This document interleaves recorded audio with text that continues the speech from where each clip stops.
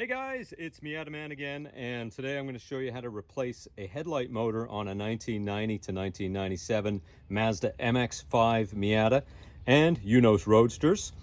And we've got one here that's got some weird problems. It's kind of possessed. It goes up and down and does crazy stuff, and in my experience, that can sometimes be the motor. So we've got ourselves a spare one, and we're going to swap it in, and hopefully that'll solve the problem. So that's the spare one there.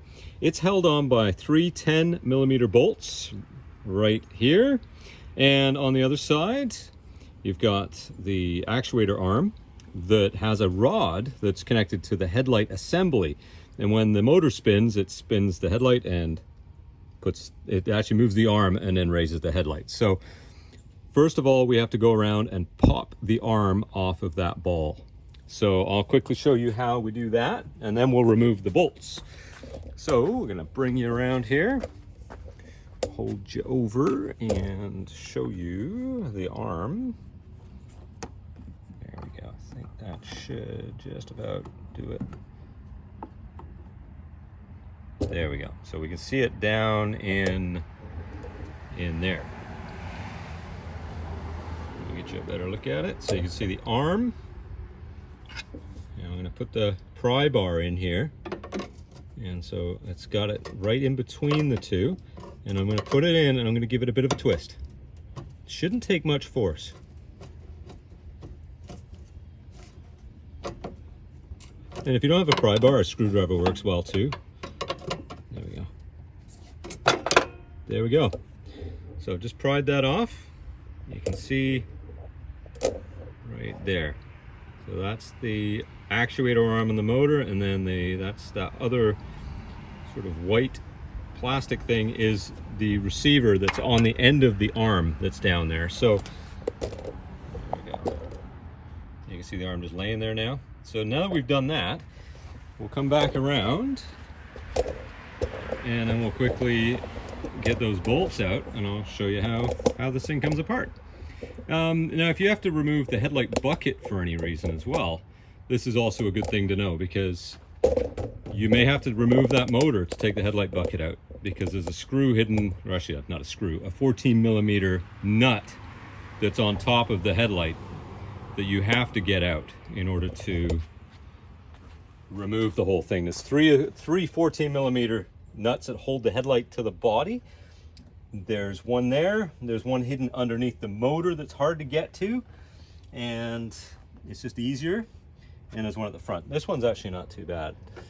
So anyway, that's one thing I usually do if I'm taking a headlight bucket out. I'll pop the motors off first. Okay, so now 10mm socket, we're going in. Remove these bolts. We're going to turn them counterclockwise.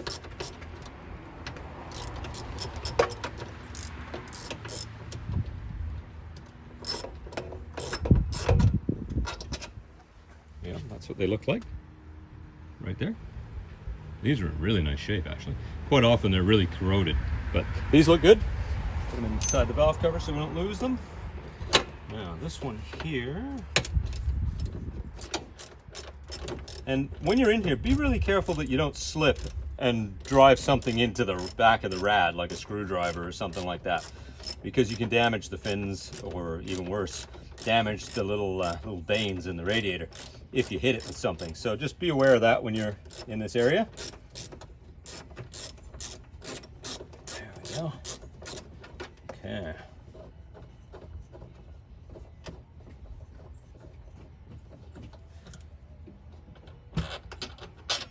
Number 2, and going for number 3 here.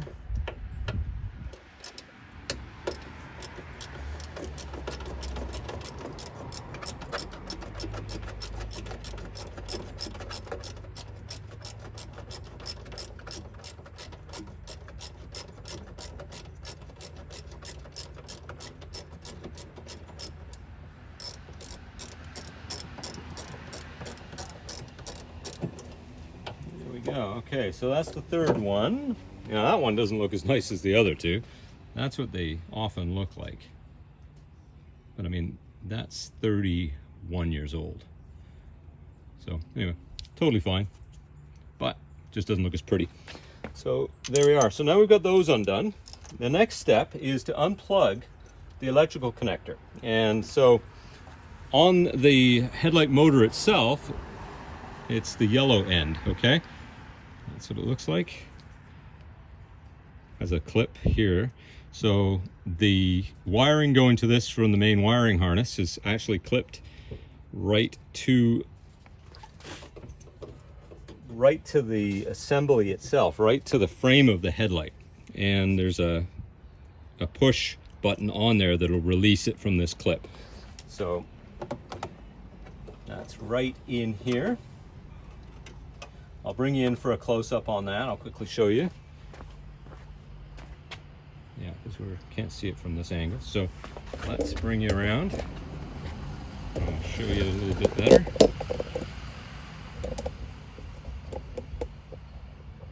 There we go. So that's the area there.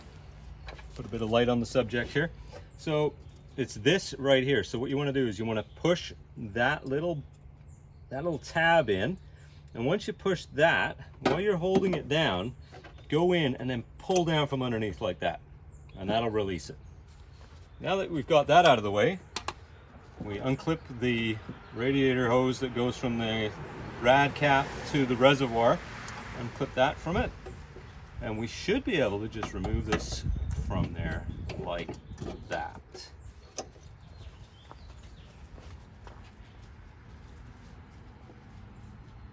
So there we are.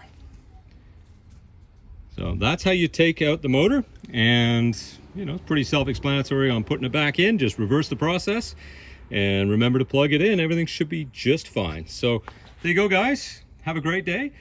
Please hit the like button, subscribe to the channel, and there'll be more videos coming soon.